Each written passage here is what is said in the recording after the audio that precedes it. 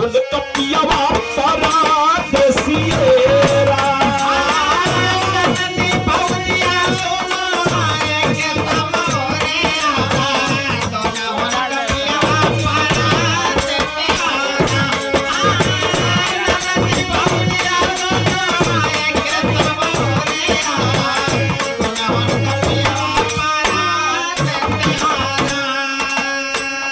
यही के बेसन दादा गावत तरी सा लटकाई के कैसे कि अरे अपने तक कैला करी मोर पूर्वी बात जिया अरे अपने तक कैला करी मोर पूर्वी रे बाती जिया था हमारा से पूछा हुआ कहाँ ये तेरा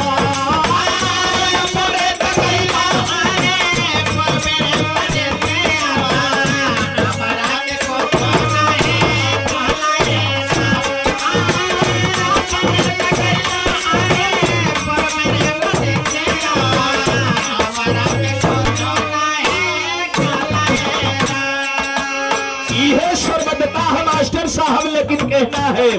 जीवन है तो मौत आनी ही है ये लिए कहना है क्या अरे यही दिन पी जावा से उड़ी है सुगंधा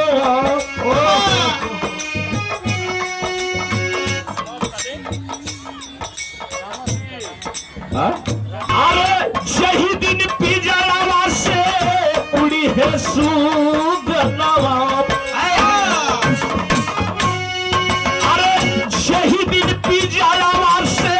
उड़ी है सुगनावा का मटिया का ताम माटी होइए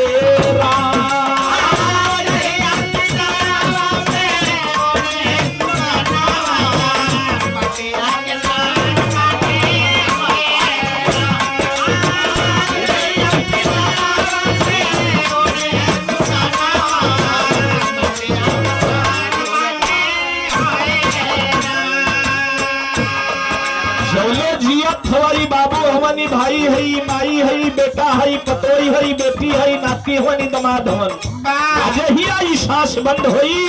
लोग कही है कि भैया जितना जल्दी होके इनके अन्न कर ले चला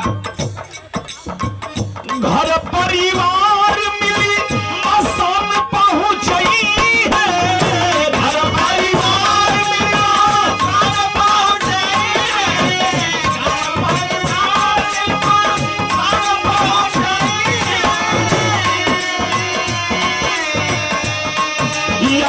सुधरा शरीर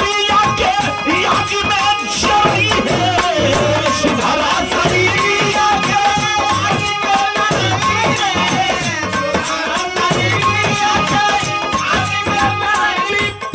मसान ले जाएंगे सुधरा शरीर के आग में जरई है अरे मारी डंडा लाठी माटी में मिलई है अच्छा तो ये शरीर के इतने कीमत है ये भाव पर निर्गुण के भाव पे परम सम्मानित आदरणीय हीरालाल आसवान मिस्त्री साहब के तरफ से 50 रुपया बहुत बहुत सा प्रणाम सकल पंच के प्रणाम हम मालिक को आत्मा के उचित स्थान प्रदान करें इतने ये शरीर का कीमत हुआ कि यार मारी डंका माटी में मिलई है होई है बेगाना सब कोई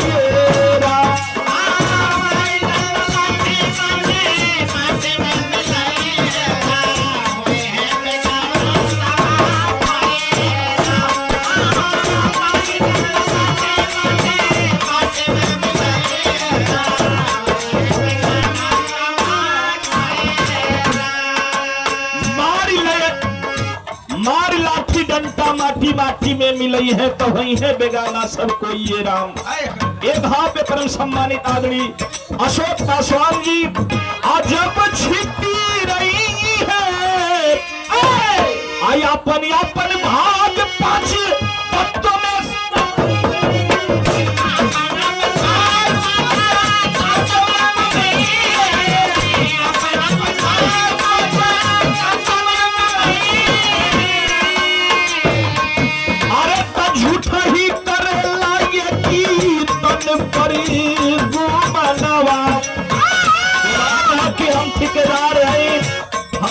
डॉक्टर है, हम मास्टर हैं, हम गवैया हैं, ये गुमान ठीक न हो। झूठा ही करेला यही तन पर गुमाना माता, करेला सफाई धोई धोइए राम।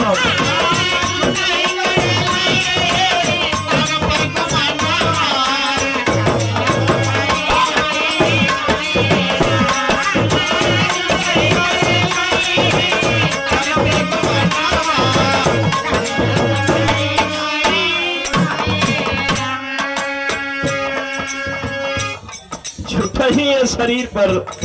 गुमान है। बढ़िया साबुन लगे, बढ़िया सरफ लगे, बढ़िया तेल लगे, बढ़िया सेंट लगे। ये वहां के परम सम्मानित आदमी हमारे पिताजी रामा शंकर पासवान जी की तरफ से इस सादर बहुत रुपए का आशीर्वाद है, और यही आशीर्वाद है जो हमको आत्मबल देता है। और अरे तनावा के छोड़ी आशीष होइले बमान हो,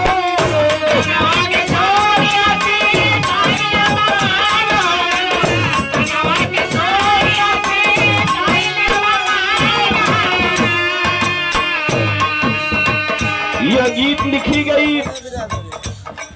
हमारे गुरु परम सम्मानित आदरणीय रामशीष पासवान जवानिया गाजीपुर। जब हमारा और उनका विवाह हो रहा था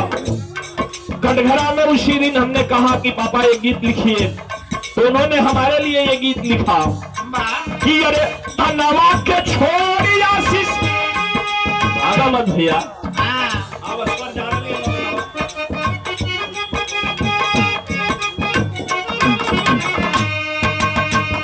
तनावा के छोड़ी आशीष धोइले बमान हो,